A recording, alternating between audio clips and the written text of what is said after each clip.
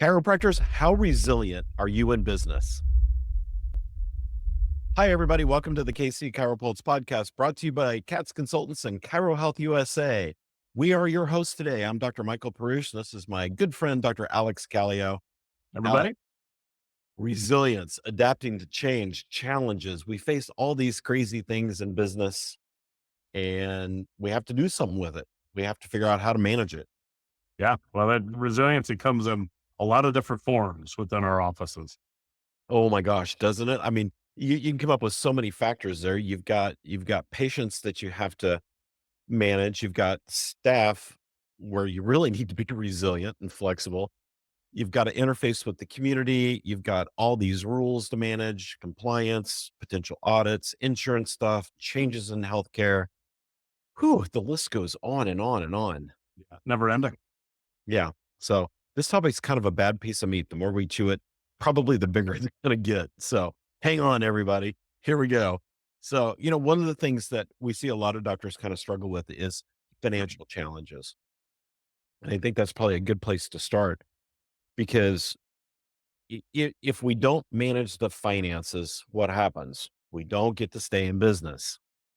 Yeah. And one of the biggest places we see that happening is fee strategies seem to be incredibly random.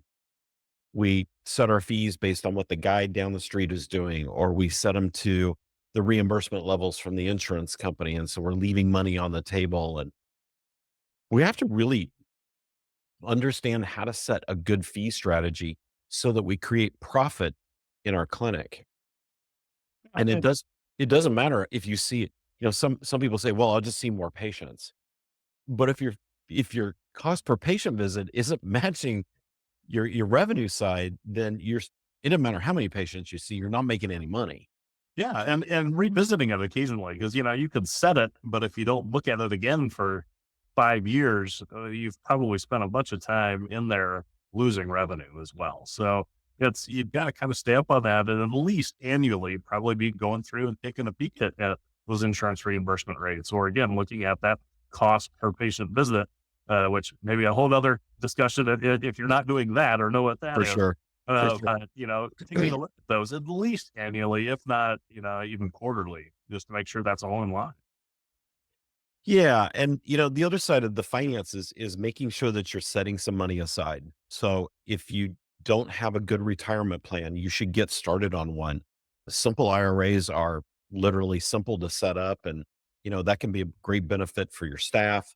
But as an owner of a practice, you can really put away quite a bit of money doing that.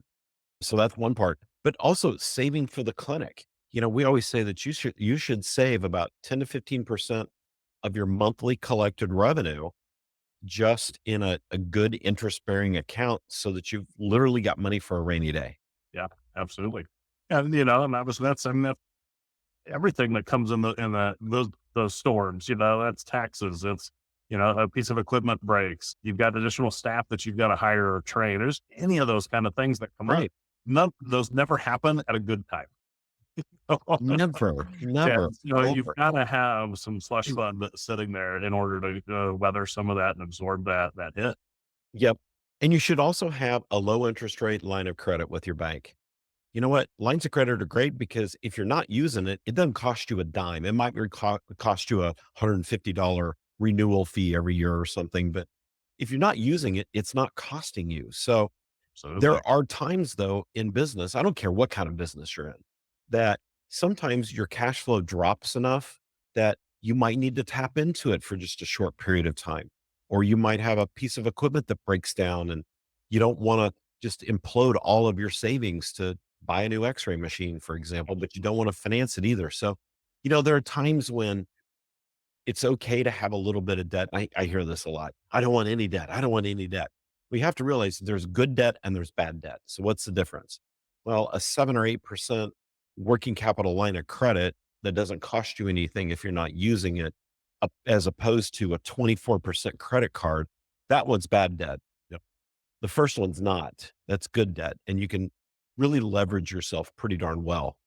Well, it becomes one of those too, of getting a good relationship with a bank in town, getting that established. We had the president of the bank we used, that was a patient. So he knew our Right. business inside and out, both in Yep. terms of from the patient end, but also that knew all of our finances, knew all of that stuff, that I could literally call him up and practically anything I needed, he would have for me within typically a couple of days. Yep. It was just boom, boom, and we'd have it. So getting that relationship can save you a ton of hassle down the line, and just even just that fear of wondering of what you could get or need, that kind of thing. They'll let you know right ahead of time, and they usually want to work with you. Well, here's the flip side of having a banker as a patient as well as your banker. They know everybody in town, Yeah, yeah, and they will, if they're a patient of yours, they will refer tons of patients to. absolutely, absolutely. Yeah. Yep, We had the same relationship with our banker, and practically everybody that worked at the bank was a patient. And so, I would ask people, who referred you in? Well, I was over at the bank. It's amazing. yeah, absolutely. It's amazing. And if they're going to finance you, they want you to do well. So they're happy to refer patients and other people to your business. And, along with finances and kind of going back to setting our fees, sometimes we're paying too much attention to what the other chiropractors in town are doing.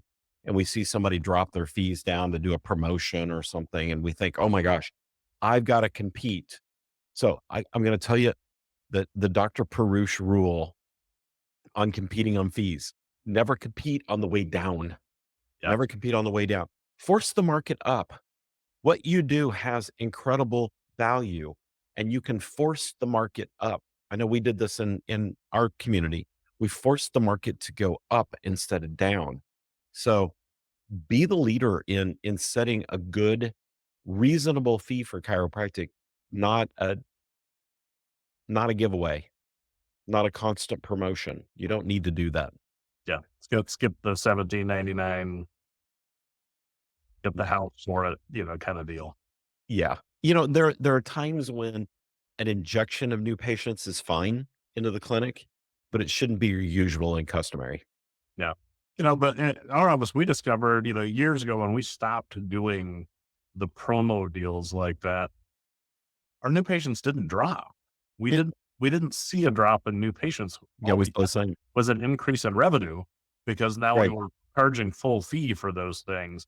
And, it took a little bit for some of our existing patients to get out of that mindset of, well, hey, when are you having the next deal that I can send in my friend or family member? But after, a couple of months where we're just not doing that anymore, they kept sending those people in anyway. Yeah. So it kind of writes itself over a little bit of time. It's really our mindset that just needed to change. It is. People don't refer other people in, or people don't search out doctors. Typically, good patients don't search out doctors for the deal. They're looking for the experience. And that's really what brings people in. And that's what gets people to refer to you as well. Yeah, it kind of comes back to what we said as far as having proper fees set. You don't need to be the deal to come in, but you don't want to be, so far the other way either that, once they do come in, it's that they feel like they're, getting kind of fleeced. So, Right. you got to have the proper fee structure there and not only get them in, but then keep them in the office too. Yeah, exactly. Exactly. So we need to take a quick break, hear from one of our sponsors. We're talking about how to be resilient in chiropractic business. We'll be right back. In today's economy, every dollar counts. Families are facing tough choices, having to reconsider what was once essential to them. When it comes to healthcare, no one should have to compromise on their well-being because of financial constraints. That's where Chirohealth Health USA steps in, the solution for your practice. We understand the financial pressures families are under, whether they're insured, on Medicare, or paying out of pocket for treatment. By offering discounts on care, you can ensure that your patients can still afford the treatment they need. At Chirohealth Health USA, we're committed to making sure no family has to sacrifice their health due to financial hardship. We'll work with you to create a game plan that keeps your waiting room full and your practice thriving. And here's the best part: offering affordable care not only benefits your patients, but also positively impacts your bottom line. So why wait?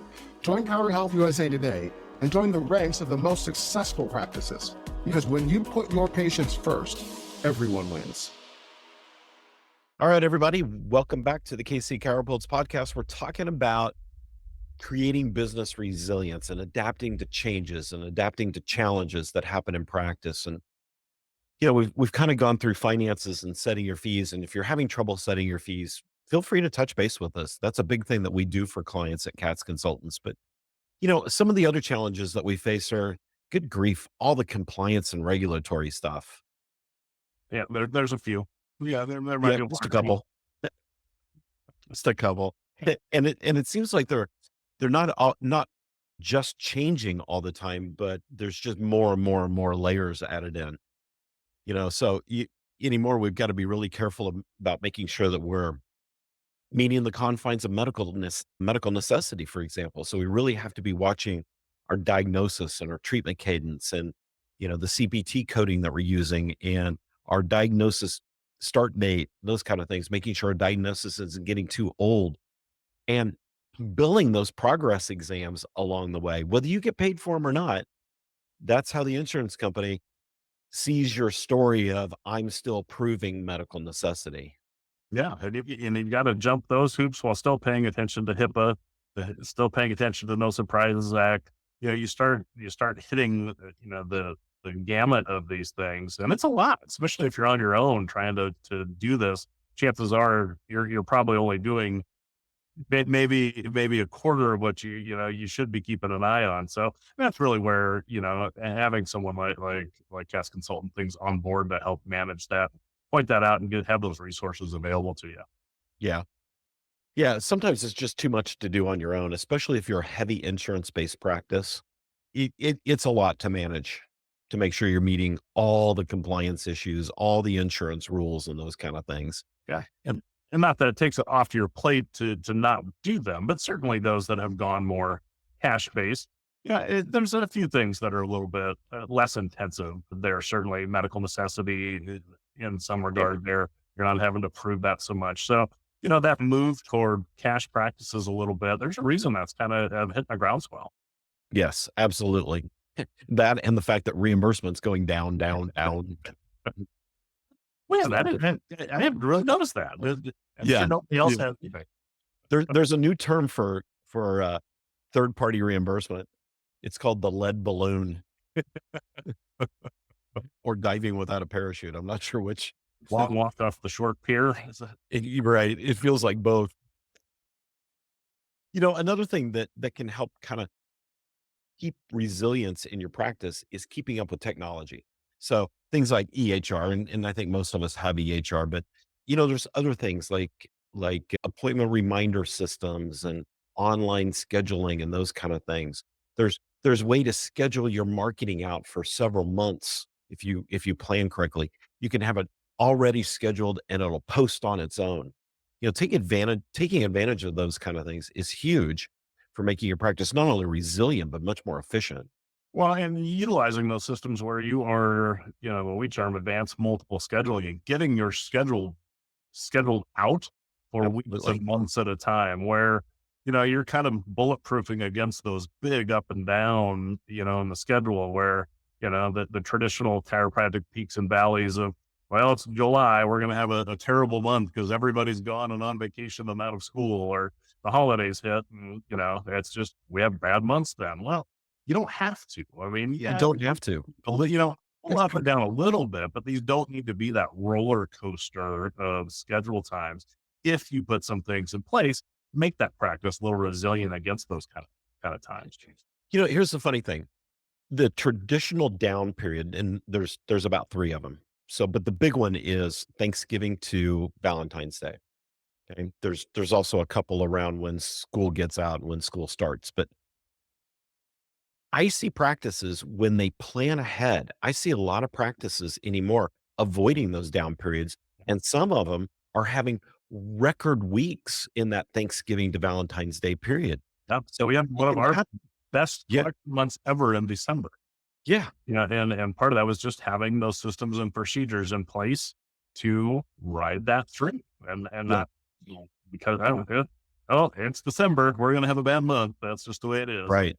So don't make the assumption just automatically that, oh, it's the holidays, it's going to be down. Because the minute you tell yourself that, guess what? It's going to be down, because you're going to put up a blockade from doing the things and taking the steps to make it a great time period. And really the whole crux of it is just plan ahead.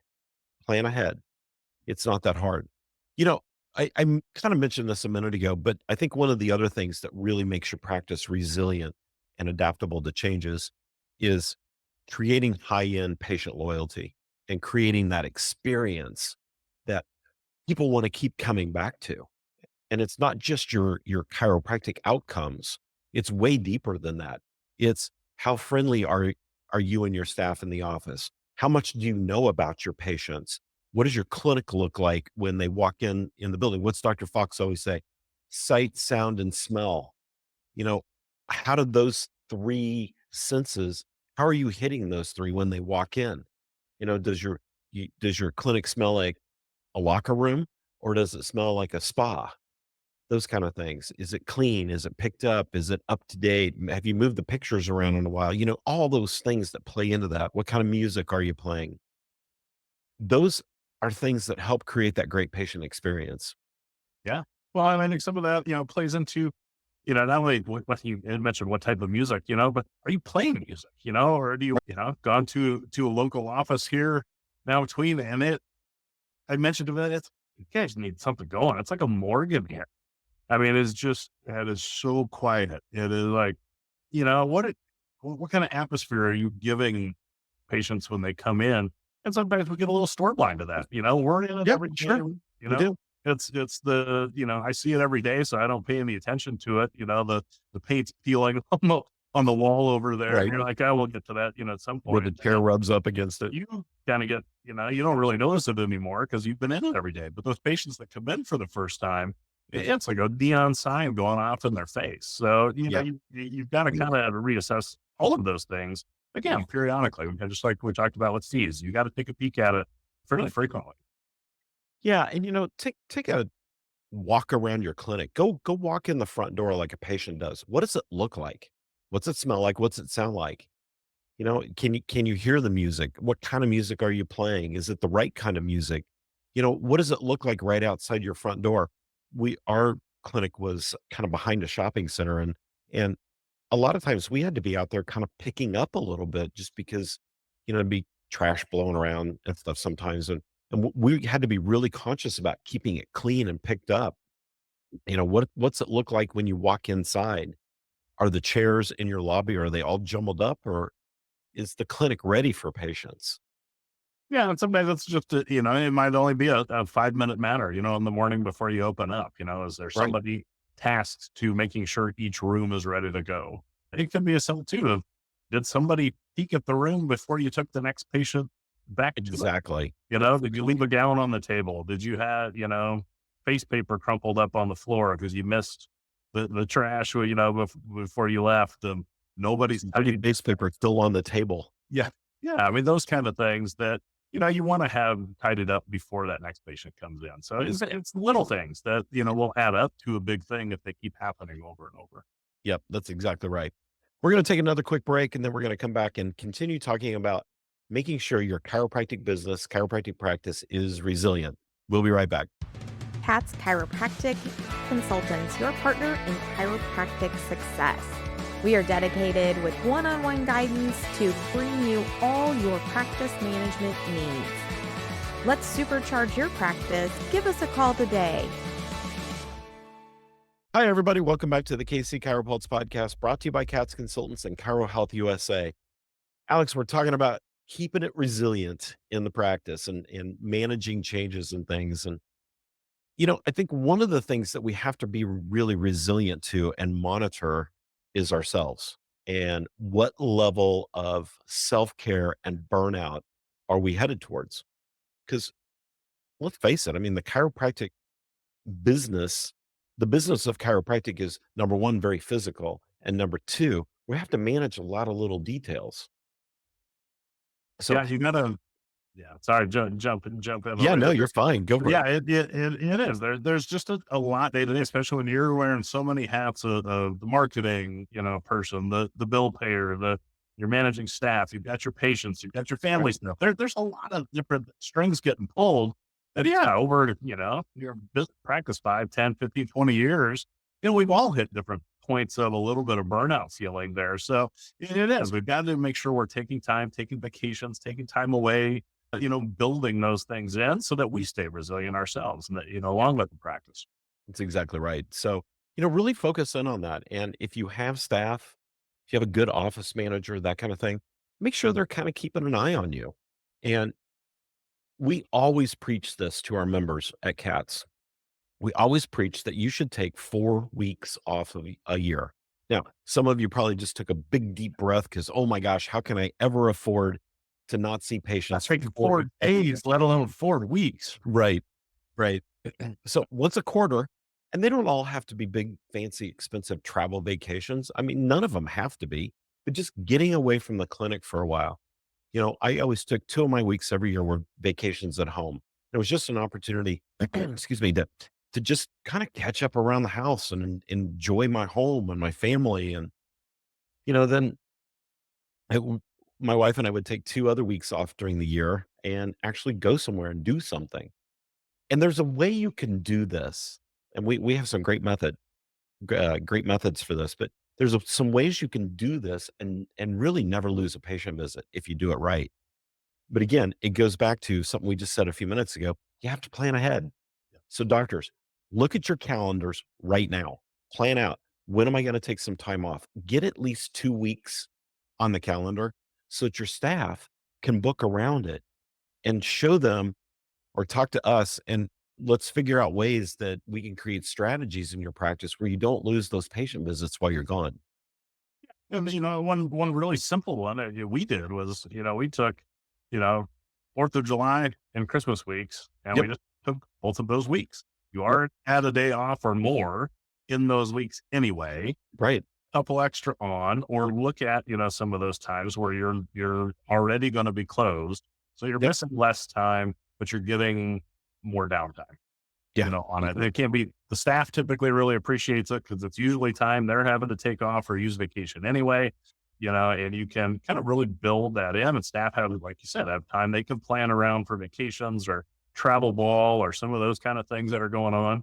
And you, as obviously as the doc, can have a little time to get away and recharge too. Yeah, exactly. Spring break week, that's another good one, especially if you have kids. That's a great time to just go have some downtime with your family. Yeah, absolutely. Thanks. So It just makes such a huge difference in it does. energy, your outlook, things. But I mean, not to say that okay, you're planning vacations in and you're not going to have any issues, coming back in the office. But it becomes super important to, especially for your patient care, and kind of going back to building that patient relationship and loyalty.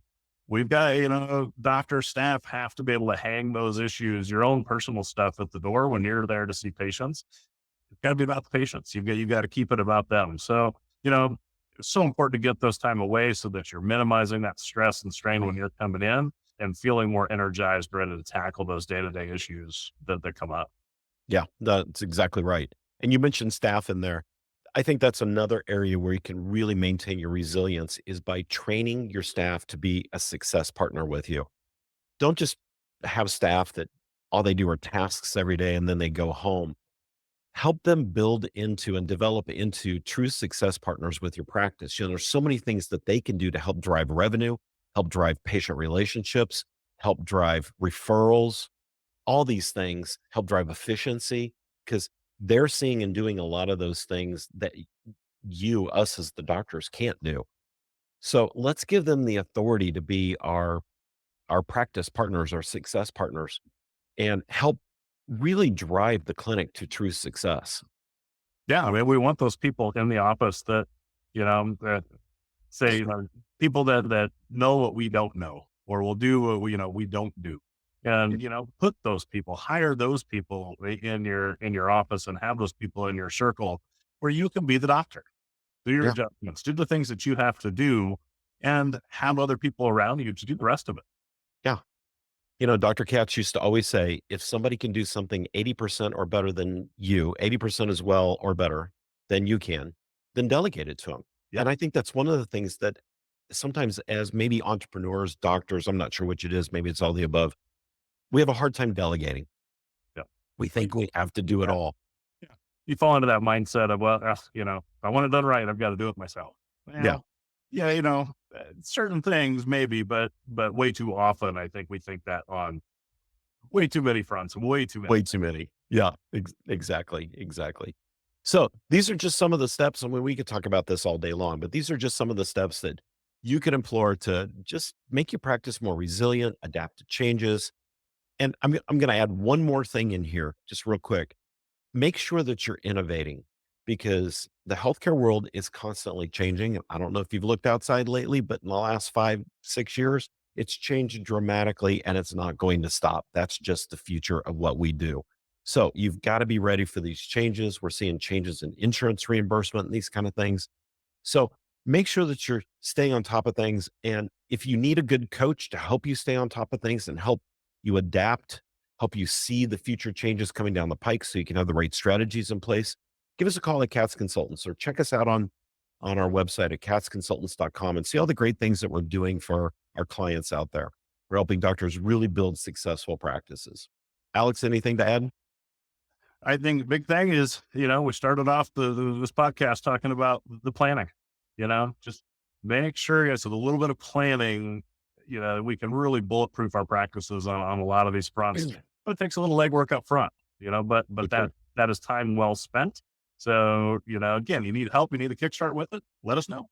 Absolutely. And plan to tune into our podcast every week and be sure to subscribe and tell all your friends about us too. We're growing like crazy with our podcast because of all of you out there. So we greatly appreciate it. And from all of us here at Katz Consultants and Chiro Health USA, we appreciate them as well. We'll see you next time.